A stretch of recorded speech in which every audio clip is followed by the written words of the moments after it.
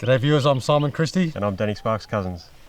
Welcome to another episode of Your 4x4 as we trek across the Kimberley. Now Danny, I believe you've got a big day planned for us today. Yeah, Simon, I've just worked out we've got about 650 k's to go to get to Purnululu tonight, so we really need to get going soon. And Purnululu, that's the home of the Bungle Bungles? It sure is. We've got about a 2-hour drive in, which is only 50-60 k's. We've got 150 k's to get out of the gravel today and 450 k's of bitumen. Some great four-wheel drive touring from the Kimberley coming your way. Let's get into it.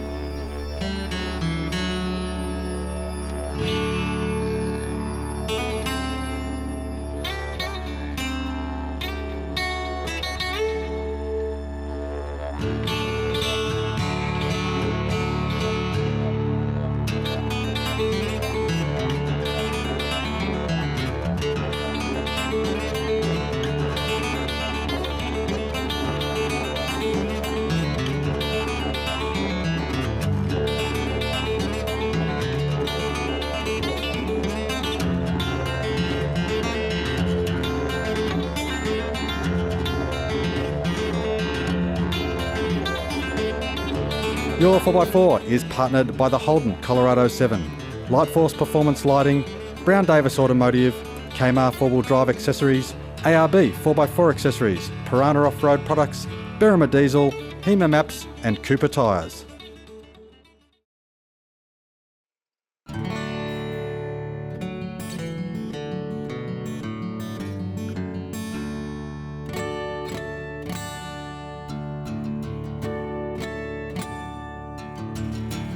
Hi, I'm David from Kmart 4-wheel drive and welcome to another episode of the Kimberleys.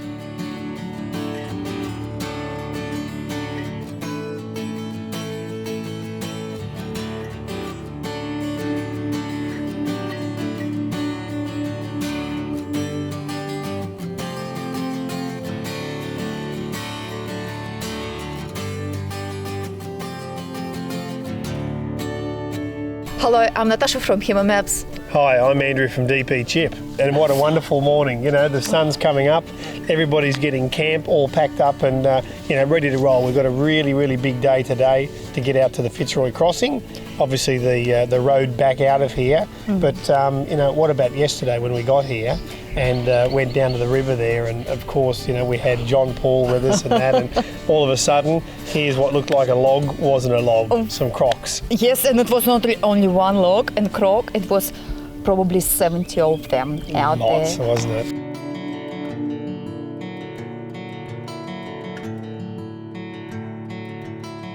So today, here we are, packing up our tents, getting ready, nice early start at 7:30 in the morning, and we're going to be heading back out the same way we came in yesterday. Back out through past the escarpments. We've got a fair bit of gravel road to achieve today, about 170 k's of dirt to get back to the tar.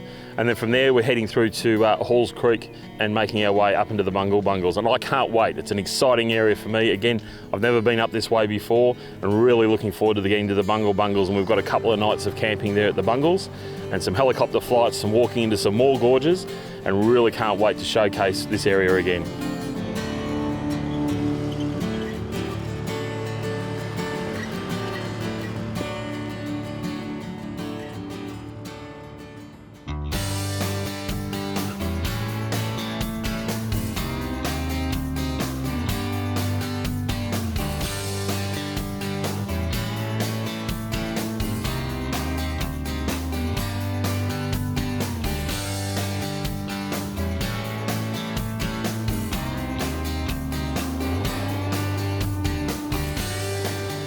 Of course, obviously this morning we're all primed up, a couple more, tents and things to pack up, and then we'll be on our way. Obviously it'll be different this time too, so we're going to see things in a different light, which I think is great with a lot of the travelling, being able to sort of make sure you get the contrasts, because every time you travel it sort of is different, to what it was the day before.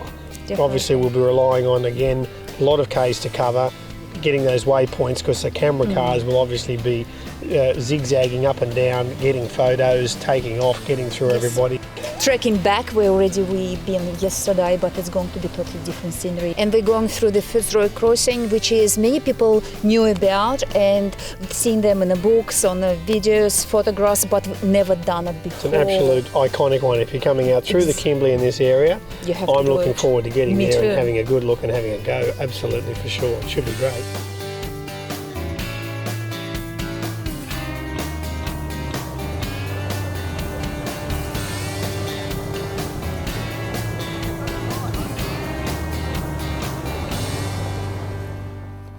The traction control went off and I wasn't quite sure what was going on, and then I just felt the vibrations coming really heavy through the rear end. What's happened is we've hit a rock and the alloy wheel has deformed, and then that's pushed the tyre off, and then we've come to this catastrophic event. Lucky we've got the Cooper guys, so Jeff's going to come over and give us a hand to change the tyre, and we've got the Kmart guys coming with a high lift jack to get us up in the air. It's bent the rim, deflated the tyre, it's actually cracked the rim in there, and unfortunately with that 400 metres that it takes to pull over, it's actually destroyed the tyre.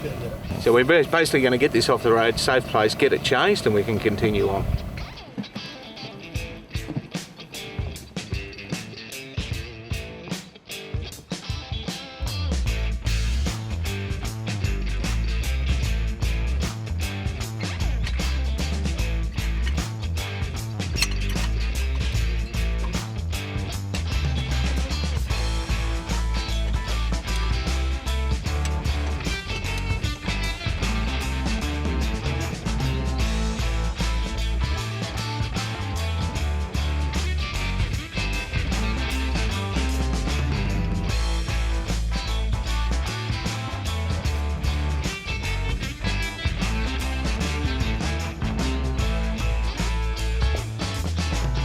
You're actually supposed to lift from underneath the suspension.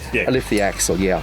Because if you've got long travel suspension like on the 80s, you'd have to lift that nearly a metre. Yes, of course. So it makes it absolutely dangerous. But again, off-road, you can't quite often get the jack underneath because the tyre's gone completely flat. Yeah, that's right. Yeah. So what we're doing is okay, but not recommended. Not recommended, no.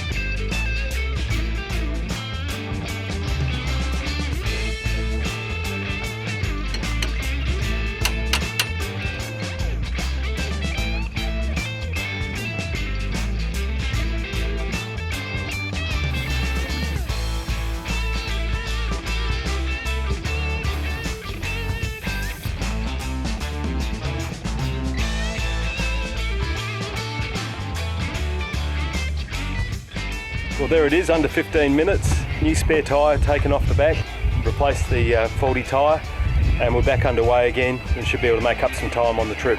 Driving carefully because we're down to one spare now, so we don't want another event like this.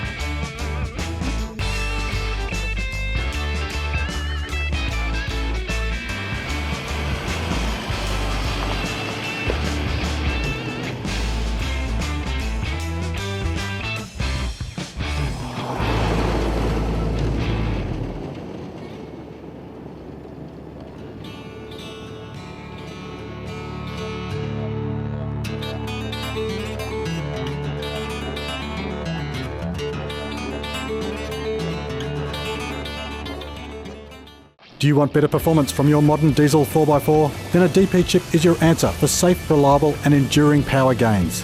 Backed by Australia's premier diesel workshop, a DP chip offers increased power and torque output, better drivability and can even improve economy. With 24/7 customer support, a 60-day money-back guarantee, a 6-year warranty, plus a matched new vehicle engine and driveline warranty, there is no other choice for safe, reliable and enduring diesel performance gains. Check dpchip.com for full details.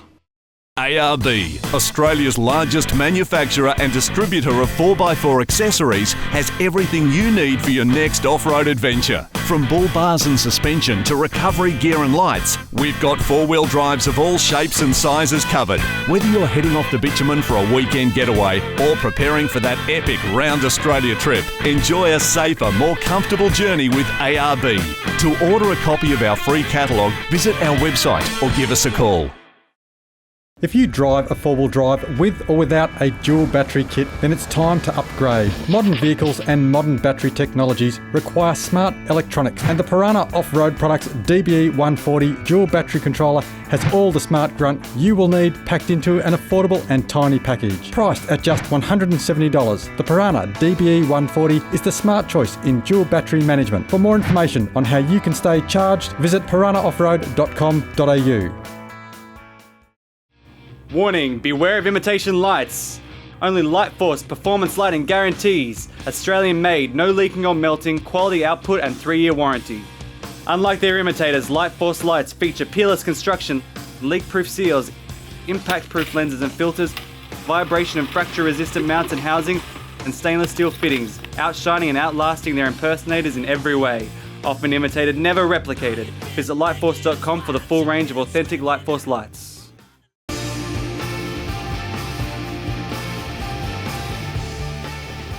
Our entry this week comes from James Beasley, who has written, "I love my 4x4 as it gives me the opportunity to find common interest with my wife through the new adventures we go on." Thanks for sending in that email. You've won yourself a HEMA Explorer app and a Piranha recovery bag. All entries go in the running for a Brown Davis long-range fuel tank, a pair of Lightforce Venom 50-watt HID driving lamps, and an RFI antenna pack, including an antenna, stubby holder, cap and water bottle. Plus, all fans are eligible for the big Cooper Tyres giveaway valued at up to $1,800. Check the YOUR4X4 website for full details. Alan Johnson here from Piranha. We came in our wonderful old 96-80 series Land Cruiser. Now, it's one of those really unique multi-valve diesels, and it is a sensational vehicle, getting about 10 litres per 100 Ks, and it just cruises along like any Land Cruiser is supposed to. But let's talk about what we've done to set the thing up. First of all, protection, I guess, is the starting point. We have an ARB bar on the front because it's the best. That's simply the fact. We have a Kmart bar on the back. Again, it's the best.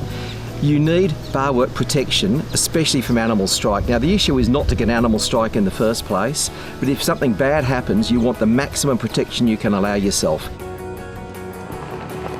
Hanging off that bar is also a set of Lightforce lights. The first time they've been used on this trip was last night, and they were really needed urgently because the situation was there was animals wandering around. As you get older, you need a little more reaction time, and you need to check out there's nothing you're going to hit. So the good lights are a really important point for safety. Also hanging off that bull bar is a damn big UHF antenna. It's one of those RFI ones, and it is absolutely sensational. It's built in Australia for Australian conditions. All UHFs are about 5 watts, but the antenna and the cabling is one of the most critical things you can do to make it work properly. We've talked about communication before. You have a vehicle coming towards you at 100 Ks, you're doing 100 Ks. Maths tells me that's a 200 km/h pass. Stones flying up can be absolutely catastrophic if you don't know to slow down. So having that UHF is really important. The next thing we've done, I've got not a dual battery system, I have a triple battery system. Why? Because I can. So we're running two 105 amp hour batteries as our auxiliaries, 210 amp hour. That means when we get to a camp spot, we can sit there for 2 or even 3 or even 4 days, out starting the engine, no solar panels, no nothing. Just simply sit there because we've got this huge tank of energy to run our fridge. Now on this trip we've had people not only running fridges, we're running stuff like iPads for communication, obviously got to charge camera batteries, but we've also got people running stuff like sleep apnea machines. That's for us old bastards who can't sleep properly at night, it stops you from dying. So having a sleep apnea machine and having it running properly is really, really critical. It's not something, gee, I'd like to have that, you actually need it. So having a really good power source and being able to run that off your car when you're not driving the car is really, really important.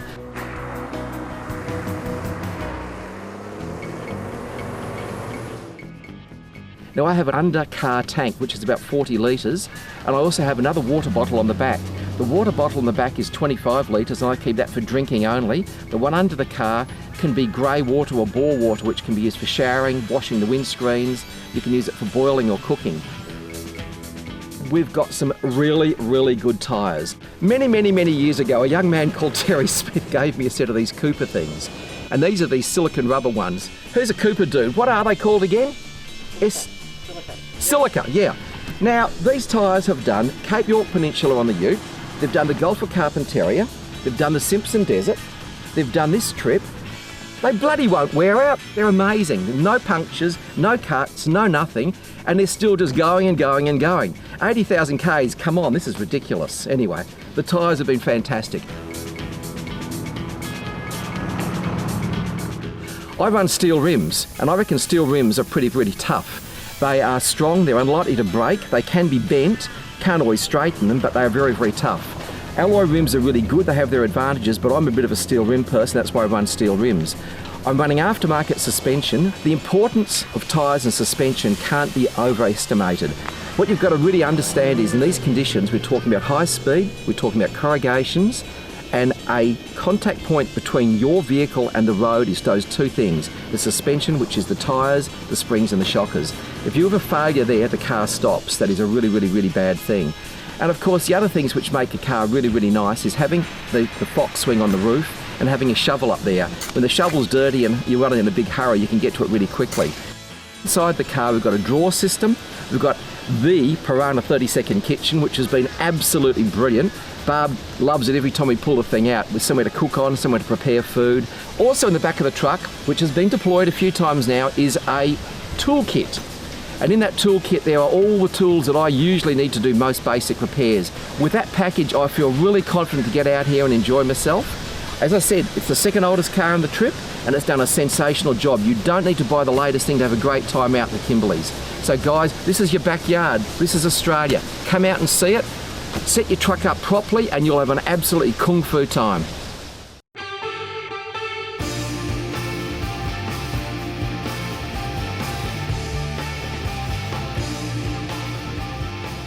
Our first entry this week is this FJ Cruiser, shown here towing the camper up Billy Goat Bluff track in the Victorian High Country. Next is this neat and tidy BT50, set up to take the family touring. This photo was taken while on an Easter trip to Kilcoy. Now this is a great shot. The Prado was on a northern Queensland adventure and is shown tackling Gunshot on the way to the tip. Another fabulous destination, Coffin Bay National Park. It's a fun spot to play in the sand dunes in this turbo diesel Hilux. And our last entry is another tough Hilux, having a blast in more sand in South Australia. This shot was taken in Little Dip Conservation Park. If you've just seen a photo of your rig and you're the first person to email danny@your4x4.com.au, you've won yourself a Lightforce stubby holder and tack torch, as well as a Brown Davis tub seal kit. All photos go into the running for a DP chip plug-and-go pedal chip, a HEMA HN7 GPS navigator, a Piranha DBE 140 dual battery controller, and a Piranha digital dual battery monitor. And don't forget, for your chance to win $1,800 worth of 4x4 rubber, check the Your4x4 website for details.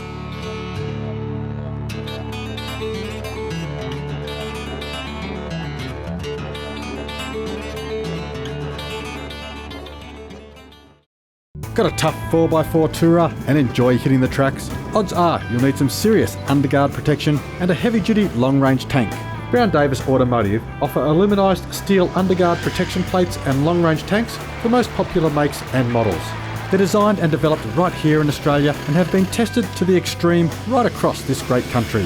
Remember Brown Davis Automotive. It's a trusted and family-owned Aussie business and proud manufacturers of high-end tanks, underguards and more.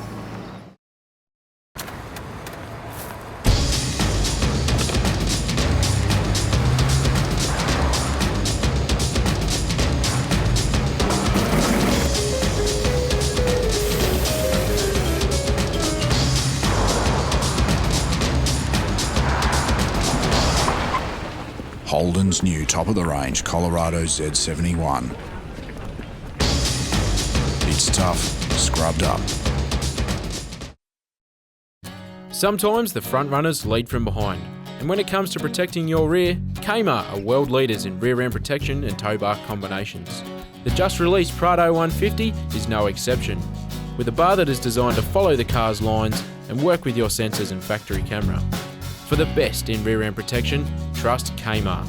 It's a statement, not just an accessory, for the toughest of 4x4 trips. For more info, go to kmart.com.au.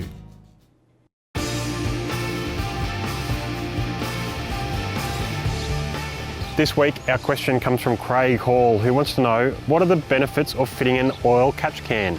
Well, Craig, good question. Let's cross over to Berrima Diesel for the answer.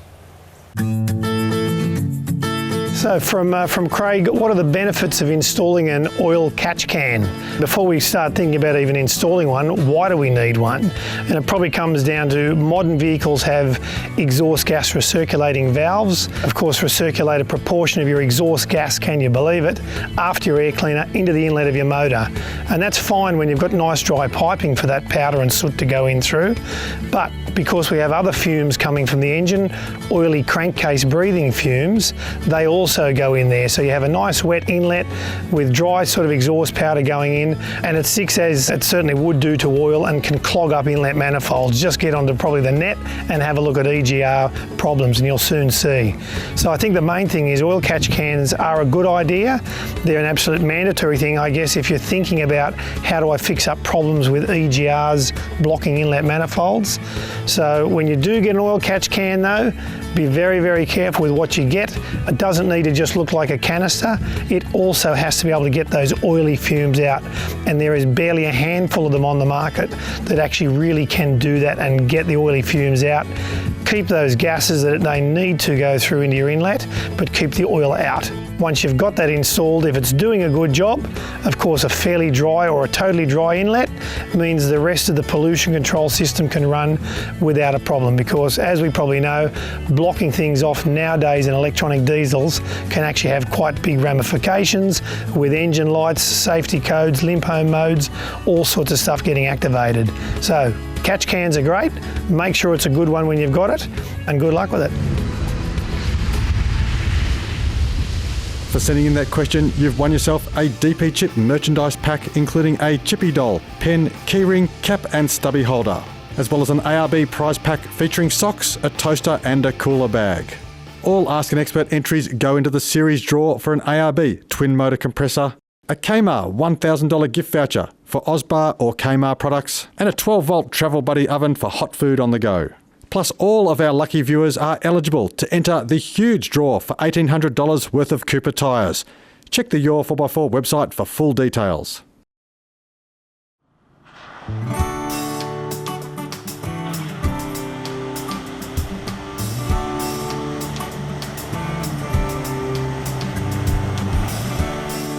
Hi, I'm Matt from ARB in Alice Springs. And Jeff Newey from Cooper Tyres.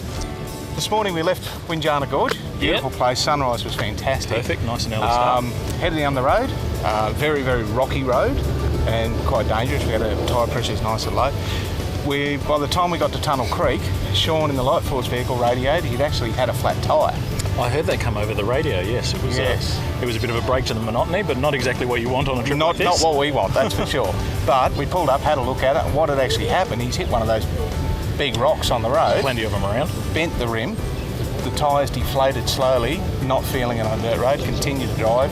The tyres then let go, mainly because it's overheated. Yep. And yeah, we had to change the tyre from there. And it just goes to show that if you're coming into a place and then going out by the same road, you simply can't rely on being able to take exactly the same lines. There were so many people travelling that road, both in our convoy and other travellers, that it flicks rocks around, it changes the lay of the land. You've got to keep your wits about you, you've got to make sure that you're keeping an appropriate speed and keeping an eye out on the road ahead.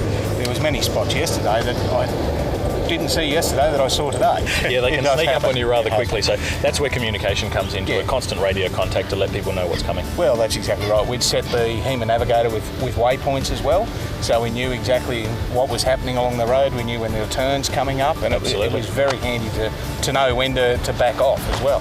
Once we left that, we finished the road, aired back up obviously, back up to our 30 plus PSI, and in here to lovely Fitzroy Crossing. Yeah, that's right, back onto the bitumen. It was a relatively short drive, only about 30 k's into fuel up for the next leg of the journey. Yep, bit of fuel and we're right to go. Absolutely.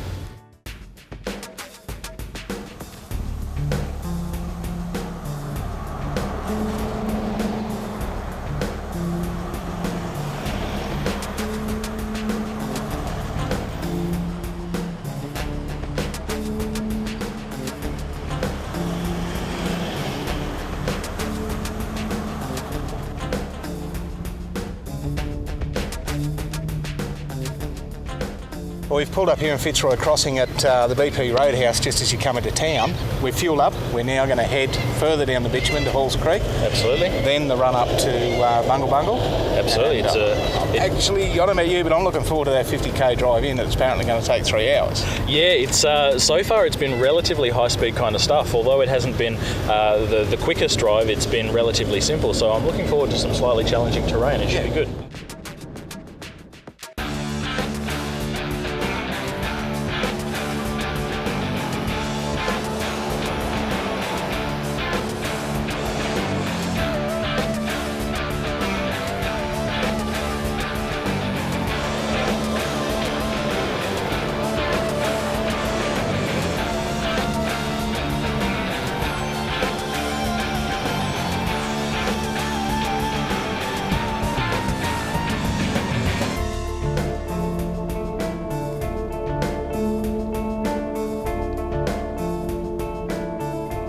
Good evening, Alan Johnson here from Purnululu Off-Road Products. And Sean O'Donnell from Lightforce Australia.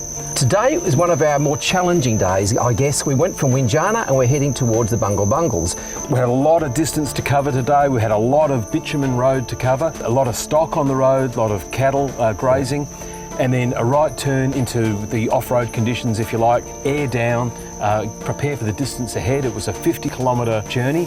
Of dirt. Of dirt, yep, and dusty.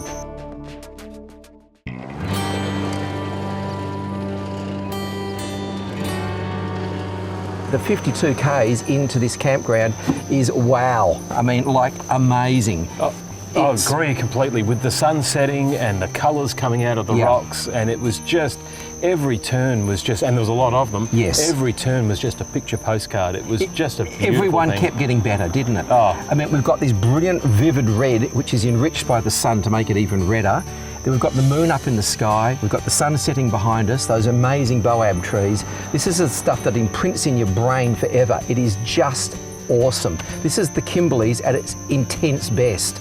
And because we were running late, thanks to you, of course, we actually managed to get the light that was just absolutely sensational. I'll never forget the light on those rocks, Alan, No. and the water crossings on the way to keep the dust down. Little palms and things. Oh, it was just beautiful. 52 Ks, guys, of four-wheel drive heaven, absolute bliss. I think everyone who did that track was absolutely stoked. It was a sensational thing. Then to end up here in the Bungles, what a treat.